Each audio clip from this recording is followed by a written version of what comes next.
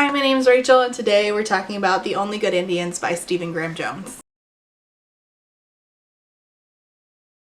Also, I'm very sorry it's late. I'm very behind on commissions and I'm deeply sorry about that. My husband Carlos went out of town and my kid had that big dental work day, and I've fallen so behind, but I am catching up. I've turned off commissions for a while now. I will eventually down the line turn them back on, but I have to catch up, and I like to be very thorough, so I can't go through quickly. I'm going as fast as I possibly can while still doing the best that I can. So anyway, thank you for waiting patiently. I'm so sorry that this is late. The Only Good Indians is a horror novel by Stephen Graham Jones, who is a professor and is quite brilliant. This follows 4 Indian men over the course of 10 years. We get flashbacks though, so it's not like linear. When they were younger, at 10 years, you know, before we open, they did something that they end up to various degrees deeply regretting, and then they are all tracked down and killed by an entity bent on revenge. This is going to be a spoilery review, although I don't think that spoilers necessarily really matter in this book's case, because what really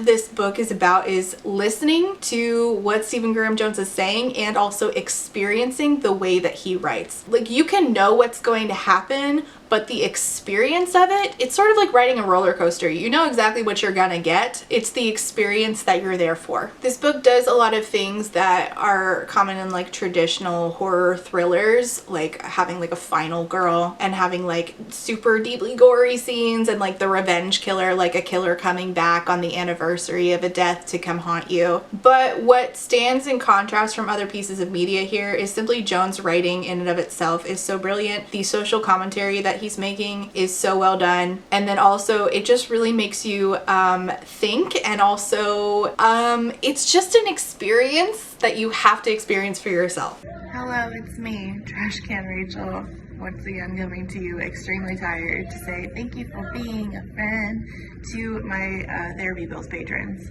Therapy, of course, today comes in the form of Monster Energy. However, I am going to make an actual therapy appointment this week. Okay, so thank you to Allie, Amanda, Ashley, Carlin, Chris, Claire, Des, Emperor's New Blues, Eric, Harley, Jack and Jill, John E, Casey McKenzie, Kate B, Kate W, Kelly K, Quinn, Lee, Lex, Lula, Lunar Stargazer, Molly, Mrs. Kittybug, Noku, Rain, SJ, Scarlet, Samar, Shiny, Sierra, Tori, and Zachary. Thank you all so much for being a friend. Okay, I'm gonna tell you what happens most of the book, okay? I'm sorry, I know that you might think that that's spoiling it, but you really have to experience it for your own. But if you can't read gory horror books, then this review is perfect for you, because then you can just hear what happens and not have to deal with the gore, because this is a gory book. Like, I like gore though, so I'm good with it. But if you don't like gore, I'll just tell you what happens and then you don't have to read it. But oh man, so good. I highly recommend. I gave this 4.5 out of 5. It's so good. The way that this is written, it really makes you, more so than normal horror novels, makes you feel like you need to constantly like glance over your shoulder and check that nothing is behind you. And that's not just a credit to what is in the book, like what is happening, but how he turns every phrase, how he commands language in the book. It's brilliant. So what happens is, 10 years ago, our 4 native guy friends of the Blackfeet Nation, on the last day of hunting season, they killed an entire herd of elk, including one that was pregnant. But unfortunately, they were hunting on land that they were not supposed to be hunting on because it was reserved for the elders, and they got caught and they had to leave all of the herd there. They were not allowed to take any of the meat and give it to anybody in the tribe. And what happens is a vengeful entity formed by the pregnant elk that they killed comes after them. What's really smart about this is that they all had a different relationship with what they did, and I felt like in the ways that they died held parallels to what happened and how they felt about what was happening. Everything about this book is talking about the cycle, is talking about things in like a cyclical nature. So not only talking about like the cyclical natures of violence and trauma and generational trauma, but also like the cyclical nature of like doing to the elk. Lewis, one of the guys, points out how they are doing to the elk what was done to their ancestors, and so on and so forth. And then the elk comes back for them. So it's constantly a circle. And Lewis says how in Native storytelling, everything is circular. And Stephen Graham Jones does a really good job of making everything come to a circle, making everything very circular. It's like that movie Looper, except it's way fucking better done. Like, it's so much better. I thought it was so interesting how each of them died in such a very specific way. Ricky dies right at the beginning, where he is killed. He's at a bar and he goes outside thinking he's gonna fight some guys, and then there's an elk there that's smashing up the cars, and the guys come outside and they're like, you smashed the cars. So then he's running away from the white men who are gonna kill him, and he runs straight into a field where there is a herd of the elk waiting for him, and there is a bunch of men behind him. And again, that's just like the cycle continues, where it's like, it's, you know, they were killed by, his ancestors were killed by angry white men, and then he kills elk, and then the elk come back for him. But then he was caught between being killed by these vengeful elk or being killed by these white men, just like his ancestors were hunted down and killed by white men. Also, just the writing in general here is so beautiful. Like, I really like all the parallels to constantly calling back to the elk, how like Lewis is talking about how the train near his house, and he visualizes the sound of hooves beating against the ground turning into train wheels thundering along. And the visuals that were here were so good, but that includes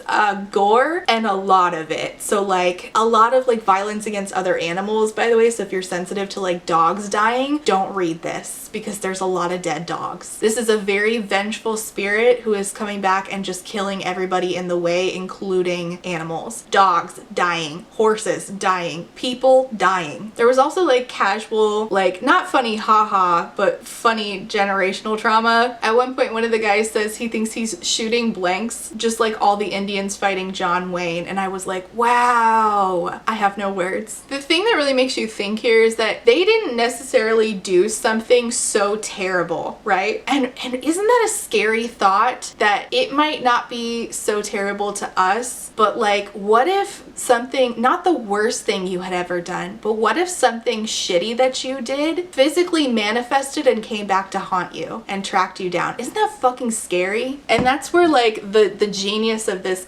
is like, these are, you don't want the vengeful entity to kill them, but like you also understand why she's doing what she's doing, and you're just watching in horror, literally, as all of this is happening. But I think that that's what makes the ending of this so beautiful and so emotionally charged. Again, it's a credit to what's in the book and how he wrote it. And how he wrote it was, he did this brilliant move where out of nowhere he hits you with second person. So he's talking to you as if you are Elkhead woman. You manifested, you came back to kill all of us. And it's so haunting. It's probably the best use of second person that I have personally seen. I haven't seen a lot of it, but damn, this was good. It will stay with you. Something about using second person right really sets a book apart. And at one point, one of the guys who Elkhead woman is about to kill, one of the guys who was involved, one of the 4 guys, he asks, why are you doing this? And the narration says, if you tell him, he'll get to know it was all for a reason, that this has been a circle closing. And I was just like, oh my God, Stephen Graham Jones is like elite, another level of writing. She's so mad, she doesn't even want him to know that when she's killing him, that she's closing the circle. And like, how fucking sinister, like you don't even get to know why you're dying. But on top of that, the way that he said it, doing that in second person, was brilliant and made it so much more impactful than if it had been written in like first or third. Also, the fact that everybody was interconnected, there's like people who are Crow who are affiliated with some of these dudes who are Blackfeet, and the fact that it was all interconnected was again like showing how circular this is. I thought that was brilliant. But then the ending, it really blew me away how it ended. It ended pretty abruptly, which that's why I didn't give it a 5, because I was hoping for just like a little bit more of a satisfying ending. But I loved that it ended with one of the guy's daughters who says, the circle stops here. I'm not taking this generational thing with me. And she was classmates with a guy who who became a story that one of the elders had told him, and like that came full circle. But she said, you know what, the circle stops here. I won't kill you. We're done now. And I thought that that was so powerful. Everything about it was so powerful, but especially so because we had that second person narration, and because we had that theme throughout of coming full circle and coming full circle again, and everything's connected and everything mirrors each other. And then she said no more. Beautiful. Also love that this had her be, her dad called her finals girl, and then she was the final girl. Stephen, I see what you're doing there. Again, that plays into like how Stephen Graham Jones took like typical horror thriller tidbits and added them in here, but did like such amazingly original things with them. Perfect. It was perfection. And then the fact that we had a scene with, in this like very serious book, with the evil entity playing basketball. This is a book set apart from anything else you have ever read. It's so, like, it's just on a different fucking level. Actually, I take it back. I'm giving it 5 stars. It gets 5. The more I talk about it, the more obsessed I am with it. This is unlike anything you have ever read. It will stay with you. It will unsettle you. The gore, though, I cannot stress this enough. It's disgusting. Like, people getting their heads stuck in motorcycle chains and like their shit gets ripped up. People going up. It's like playing into your worst fears, like your worst, like thinking, you know, you're standing there thinking like, what if that motorcycle, what if that chain was to get caught in my hair? What would happen? Or like, what if I go under this car to check under the hood and the whole shit just falls down and smashes my face in? That kind of shit happens. Like the stuff that you think like, oh my God, what if the worst happens? It happened in this book.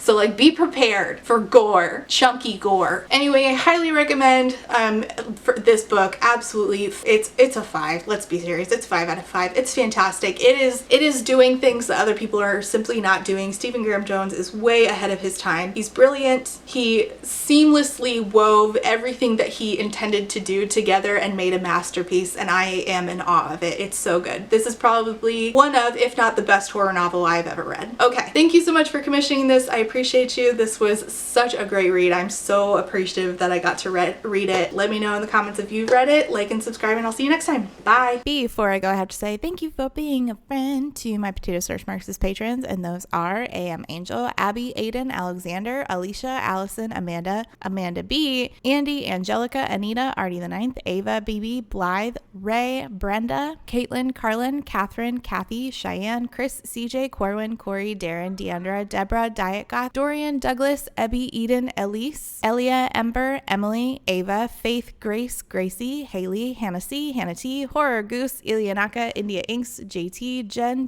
with 2 N's, Jenny G, Jillian, Jules, Kaya, Kaylee, Catherine, Katya, Keely, Kelsey, Kylie, Laura, Lauren B, Library of Scars, Liz Cardigan, Luna Moth, Lustful Octopus, Martin, Maddie, Marcella, Marquita, Malara, Mary, Miriam, Moog, Morgan R, Moth, Mr. Draws, MXDS, James, Nat, Never, Nicole R, Nicole T, Nikki, Nyan Binary, Paige E, Paige P, Peggy Lou, Pixel Stars, Pierre Raytheon, Pocket, Quill, Rachel B, Rachel S, Rat Sarah, Reba, Ren, Robin, Rowan, Samantha, Sarah, Scarlett, Shanae, Shannon, Shayna, Sheena K, Sean, Stephanie, Stephen, Talia, Tiana, Sev, Ursula, Valentine, Writer A, and Yesenia. Thank you all so much for being a friend.